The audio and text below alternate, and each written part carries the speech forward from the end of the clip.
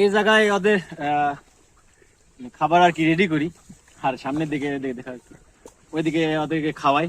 তো মাশাআল্লাহ এখানকার পুরোটা পরিবেশ আলহামদুলিল্লাহ খুবই ভালো হয়েছে। তো এরকম হাঁসের জন্য আসলে এটা একটা পারফেক্ট জায়গা আমি মনে করি। তো আলহামদুলিল্লাহ, তো মোটামুটি পরিবেশটা সুন্দর। বিকালবেলা খাবার এই জায়গায় তৈরি করে নিই আর ওইদিকে খাবার দিই। তো এইভাবে আর কি চলতেছে আলহামদুলিল্লাহ।